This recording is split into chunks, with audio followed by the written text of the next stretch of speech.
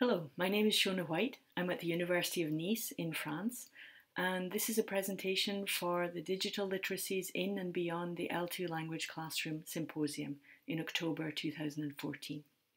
The title of my talk is the IWB for EFL in France, a Technological Innovation Framework. I'm going to present to you a developmental framework for teacher adoption of interactive technologies in the language classroom, and it's based on a collaborative action research project which I conducted in French schools. My goal is to examine how teachers learn to implement technological innovation and how we can research this process. The abstract and the references can be found at the link on this slide. Before I begin, I like to try and place my research in call research more broadly. I think all of us would agree that we're interested mainly in how learners acquire the second language. So acquisition is one of our main goals and main interests. To study this, we need to look at interactions between learners and teachers. And this makes us then interested in the context in which these interactions take place, the classroom context in my case, and of course the technologies are an important part of this context.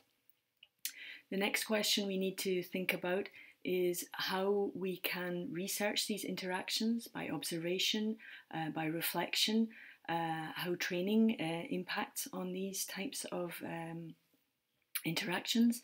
And then the larger questions of second language teaching and research. How can we make the results of our research available to other teachers, to teacher educators, and to researchers in second language acquisition and in second language teaching? So those are the broader questions that we're interested in when we do research in digital literacies in the L2 classroom. And I see this as a somewhat recursive context. We're interested in what learning opportunities we offer our learners, how teachers view these opportunities, and how we can research the context and what conclusions can be drawn from that. So all these questions are interlocking questions in my view of our research area. A second thing I like to sometimes mention at the beginning of a talk is the idea that very often in our research, in our teacher education, in our language teaching itself, we tend to postpone what we see as the good stuff, the important parts of teaching and learning and researching until everything is in place. So for example, we wait to do interesting communicative activities until learners have learned the vocabulary and grammar we think they need. We wait until teachers are well trained or proficient in the language before we start encouraging them to innovate. And we tend to wait until the technology is up and running, till it's working, till everything's perfect before we try and analyse what's happening in the classroom. And one of the arguments I think I'd like to make today is that perhaps we wait too long and that we can learn things without waiting for everything to be perfect. So in more concrete terms, I'm talking to you today about research conducted within a project called iTilt, which was a European lifelong learning project called Interactive Technologies in Language Teaching. It ran from 2011 to 13. It involved 7 different countries, 6 different languages, and the 4 educational sectors that you see there. We made a website, which you can visit at that link, and it has video examples of IWB supported classroom practice with additional teaching materials and learner and teacher commentary. So if you're interested in using the board in the classroom, that's a good resource that you can visit. But whilst we were conducting this project, we also did some research, and some of that research is what I'm reporting on today. A quick overview of the interactive whiteboard to make sure everyone knows what we're talking about. Probably you've seen these in classrooms, perhaps used them before. So we have a large touch-sensitive display. The display is linked to a video projector, which may be separate or fixed onto the board itself. And then most importantly, everything is linked to the computer, which then can be manipulated from the board and has, importantly, a specific interactive whiteboard software which allows us to write and to save annotations. So if you're interested in some research in this area, I can recommend Hennessy and London's 2013 paper, which gives a very detailed, thorough analysis of the body of educational research, not specifically related to language teaching, but to education in general, that's been conducted over the past, let's say, 10 years, maybe a little more now. I can also point you to research that's been conducted within the ITILT project, and those links you can find. Those references you can find at the links on the slide. So today then, I'm reporting on a collaborative action research project which involved a subset of the ITIL teachers, that's to say 9 French EFL teachers working with me. So we had 4 primary, 2 lower secondary, 2 upper secondary, and 1 university teacher of English as a foreign language here in France. We worked together, university researchers and those teachers, in data gathering, analysis, reflection and action cycle with a view to answering the question, how can we use the interactive whiteboard for communicative language teaching? So we had this research design. If we look just at the centre of it, you can see that we designed some training, we implemented the training, we went to the classrooms to visit the teachers, recorded them twice. We selected with them examples for the website, and then we made the ITILT website with those examples of video-supported language teaching. But along the way, we were working in a reflective cycle in accordance with the principles of action research. So we gathered data, we looked at the data, we discussed it, we tried to change things, and in that way, teachers developed, and practice with the interactive whiteboard evolved a little bit also. So a little background to give you the framework we're working with. So task-based language teaching presumably is familiar to most people listening to this, based on Ellis, also underpinning much of the common European framework that we use here in Europe. I found something interesting in my analysis of some of the examples which made me think about Breen's distinction between task as work plan and task in progress. So it not being enough just to design an activity as something with a meaningful outcome, but to implement it in the classroom in ways that encourage learners to focus on the task itself rather than the language that's being used. So I'll talk about that a little more further on. But a second framework that's important for my work is the technology acceptance model, which Davis put forward in 1989, where he compares the perceived usefulness of a tool with its perceived ease of use. The interactive whiteboard is a little unusual in terms of this framework because it seems easy to use at the beginning and seems very useful, but in fact is quite a complex tool. And for that reason, a number of developmental frameworks have been put forward to explain how teachers come to grips with the tool and how they develop in their use of it. So these are general education frameworks, Beecham, Kenwell and Beecham, Glover and colleagues, and Jewett and colleagues, who looked at different levels of interactivity, technological interactivity, technical interactivity with the board, and pedagogical activity.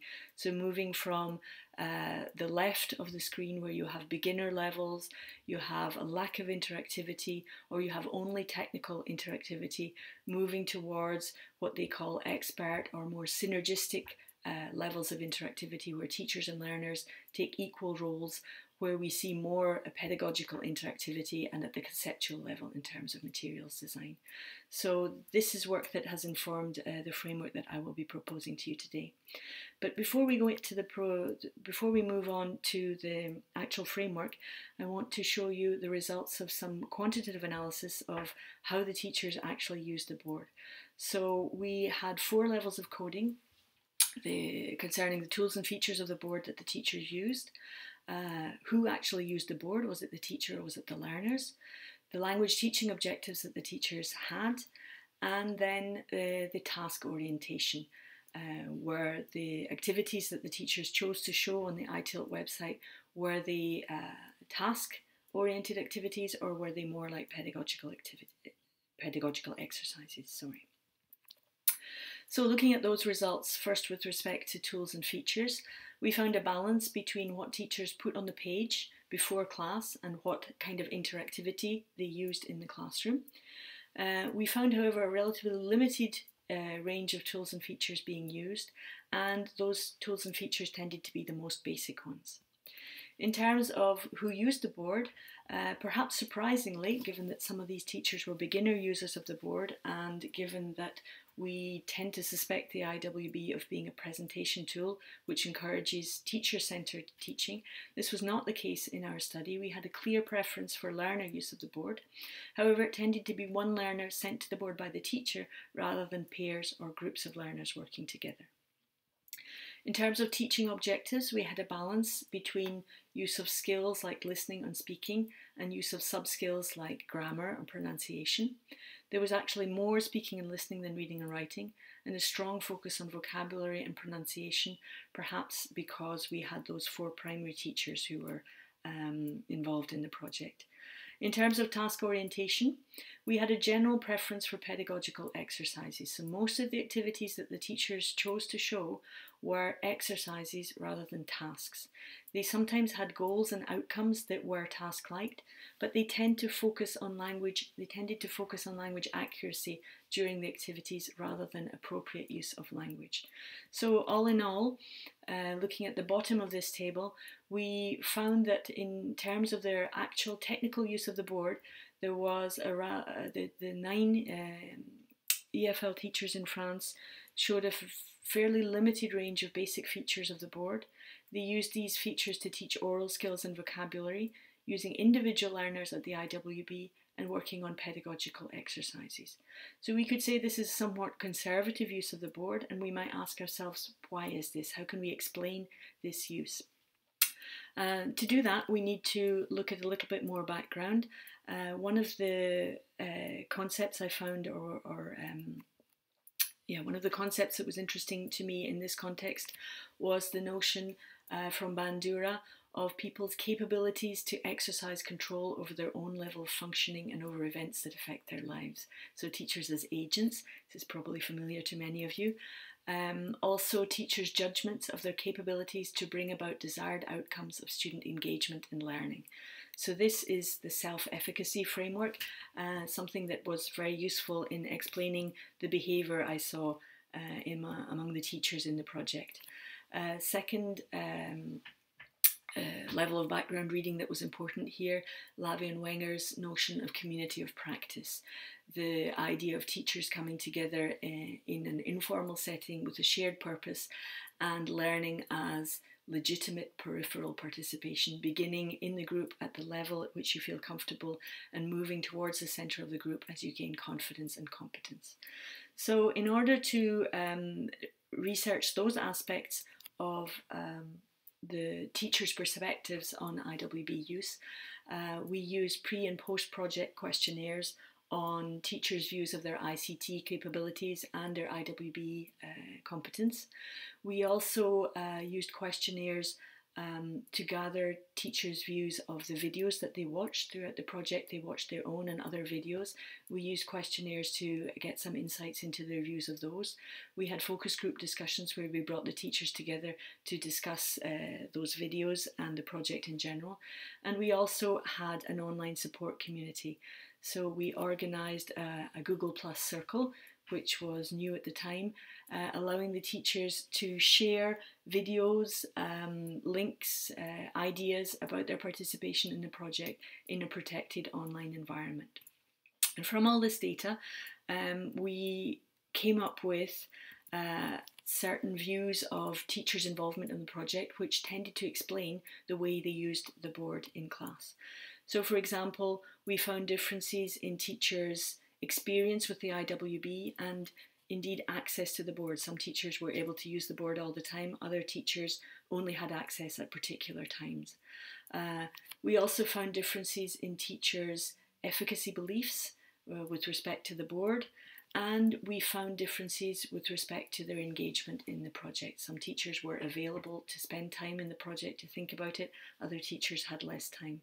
And we found in our group of 9 that they broke into 3 very neat groups, 3 teachers, teachers C, G and I, who were, let's say, at the beginning levels in terms of their experience and access to the board, in terms of their efficacy beliefs, and in terms of their engagement with the project. We had a second group of teachers, teacher A, teacher E and H, who were more involved along all 3 dimensions. And then we had a core group which was even more involved. And those were the ones who made the most progress in technical and pedagogical terms. So once again, the groups on the outside, teachers C, G and I, they were what I've termed peripheral participants. They showed limited development. They did learn how to use new features of the board. They did participate fully in the project, but they didn't show a great deal of development. The second group were more engaged, and they showed a great deal of technical development in terms of the tools and features of the board. At the beginning, they didn't know how to do many things with the board. By the end of the project, they were able to do lots of quite interesting and innovative things with the board. The third group, though, I called the core participants, and those were the only group, this was the only group that showed evidence of pedagogical reflection and pedagogical change. And I'm going to be arguing that you need to get to a certain level of technical development, and you need to have a certain level of engagement with the project goals and with your own professional development goals in order to really come to pedagogical reflection and innovation. But perhaps you would like to see some examples of the things that teachers said in support of these different positions with respect to integrating the IWB into practice.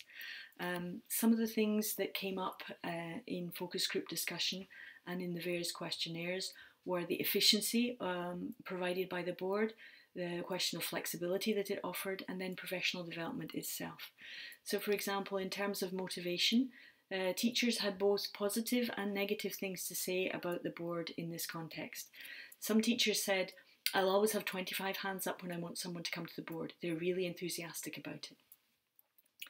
Another teacher said, there are tools that are fabulous, but will the IWB really make them learn English better? I'm not so sure. So, a more nuanced view here. And then thirdly, it's obviously a very big defeat, the interactive whiteboard itself. It's a very big defeat for the classical idea of learning by rote, learning pattern drills. I can sit here and concentrate on this, and later that will be beneficial to me. But you know, we have to live with the times. So, different views on motivation with respect to the board. Efficiency, we also had different views. One teacher said, saves paper, makes things more interactive. Another teacher said, it's good for launching group work because you can show everyone what to do at the beginning. The third teacher said, it's a problem for me. It's a marvellous material, but we can't use it correctly because we don't have the time. So, problem of efficiency, it can save time in class, but use more time in terms of preparation. In terms of flexibility, people had very positive things to say. You can go from simple use of highlighters and colours to interactive things that they can do it where the kids can make it theirs. And again, different perceptions here depending on the level of skill and efficacy belief of the teacher. So one teacher said, I can prepare everything in the same file, but it still leaves me a huge part of freedom. I can change anything at the last minute, I can change my mind or adapt. And another teacher said exactly the opposite. She said, you have to think very carefully what you're going to do, because once you begin, it's impossible to correct what you're doing. It's up there and you have to go on. So different perceptions depending on the level of competence that teachers have and their perception of what can be done with the board. And again, different perceptions with respect to the third element here, professional development. One teacher commented on the unexpected nature of her development in the project. I think she came to the project with the idea that she would learn how to use the board in teaching, and in fact she was surprised that she ended up analysing her teaching itself. One teacher said that once they got started, you're going to say, what else can you do, what's this, what's that, and then you're going to want to go further. It's intriguing, you get drawn in. So this is different voices from a focus group discussion. And one teacher, so they're all coming together saying, we've begun, gradually we're beginning to get into this virtuous cycle where we're interested in using the board. Another teacher says, not me, I'm only doing this, that's all I'm doing. So different investment in the project, different motivation to go further, and for some teachers technical obstacles seem to be too serious, more support was required before progress would be made. So with all this information here, I came up with a framework for technological innovation based on these three dimensions: a practical dimension, pedagogical dimension, reflective dimension. So we can look at these in detail here, again, similar to the earlier frameworks I showed you at the beginning of the presentation, moving from lower levels of development on the left to higher levels on the right, perhaps easier to look at in terms of a table.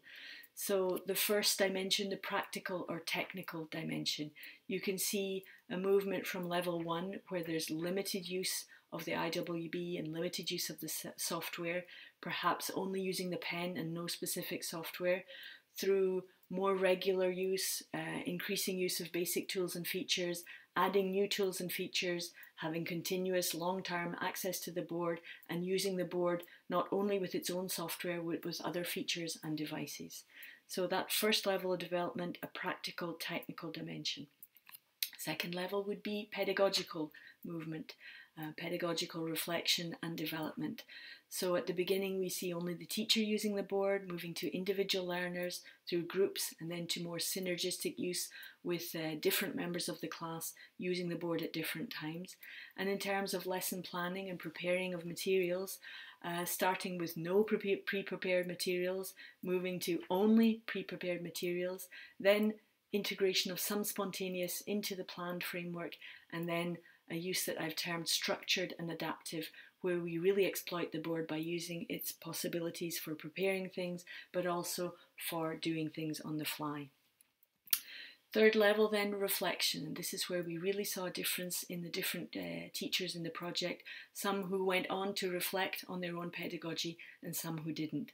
So moving from also low levels of confidence and efficacy with the board to higher stable levels, and moving from a practical or technical approach to using the board through more pedagogical, more innovative ideas. And in the end, we come up with a grid, a 4-level matrix, if you like, for professional development, moving from low engagement to development opportunities through emerging more active to autonomous level. And what we found was that the teachers who showed most change, perhaps most progress in the way they used the interactive whiteboard in the language classroom, were those who had their own professional goals and who pursued them in their own ways, perhaps even going beyond the project itself to develop their own communities of practice. So just to finish, what are the implications for this work on interactive whiteboard, for work with other interactive technologies and for other digital literacy work in general? Implications then for the interlocking circles I showed at the beginning, and for the practical implications of what we should be doing in our classrooms, in teacher training and in research at the moment. What can we say about classroom interaction, about technology integration, about language teaching, about teacher education and about research? Perhaps we can say that this project has shown the value of looking at these 3 dimensions of technology integration, that's to say practical level, pedagogical level and reflective dimension. We might say also that the slow burner approach seems to be helpful, that we can't expect teachers to begin innovating immediately with a new tool. They need time to get used to it, time to learn its affordances. The project also suggests that collaborative reflection may stimulate innovation. Our teachers working together seem to help each other. Some of them said simply watching other people in the classroom, watching videos of other people's practice was very helpful for them. And then finally, the action research model, I think, is something that can be very useful, since it allows us to integrate aspects of classroom learning, classroom teaching and teacher education all together during the lifetime of the project, rather than waiting for research results to be published, to be evaluated, to be then reinterpreted and brought back to classroom. We can invest these results directly with the people who are involved in the project, and hopefully with others who are following it. So these are the main points I wanted to make today. Here are my details if you would like to follow up on this, and I'd be very, very happy to have feedback from you on the conference website or at the link on the slide that you see there. So thank you for listening to the end.